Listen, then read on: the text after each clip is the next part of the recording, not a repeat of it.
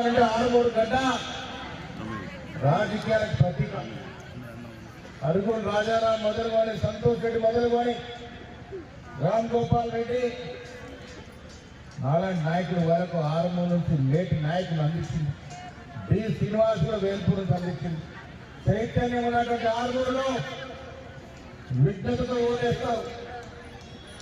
గాడికి గడ్డేసి బర్రెకు పాలు వెంట రావు, బర్రెకే గడ్డేయాల. ఈ ఇద్దరు గాడులకైతే ఏమి రాదు.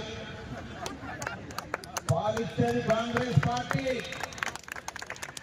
సన్న బియ్యం ఇస్తున్న ఓటేస్తారా? మాటలు చెప్పాడు ఓటేస్తారా? సన్న బియ్యం ఓటేస్తాం కదా. రేషన్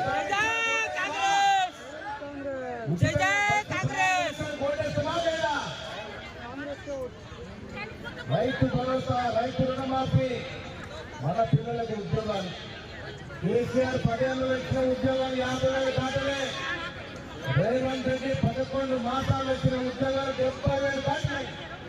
తెలంగాణ కొడుకుల ఉద్యోగాల కోసం ఉద్యోగాలు ఇచ్చినాం, పెన్షన్లు ఇస్తున్నాం, ఇందులో ఇల్లు ఇస్తున్నాం, రేషన్ కార్డులు ఇచ్చినాం, సన్న బియ్యం ఇస్తా ఉన్నాం.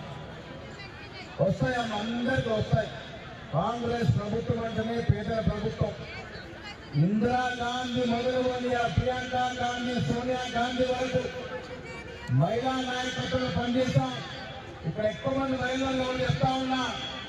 మహిళలకి కాంగ్రెస్ పార్టీ ఇచ్చిన గౌరవం ఈ ప్రపంచంలో ఏ ఇతర రాజకీయ పార్టీ ఇవ్వలే. మేమంతా సోనియా గాంధీ నేతృత్వంలో పనిచేస్తా ఉన్నాం. ఇలా ప్రియాంక గాంధీ గారు ఉన్నారు, ఆనాడు ముఖ్యమంత్రి ఇందిరా గాంధీ గారు ఉన్నారు. भाइयों हमारे माताओं को बोल रहा हूँ, आज का जो निशान है ये अपना है।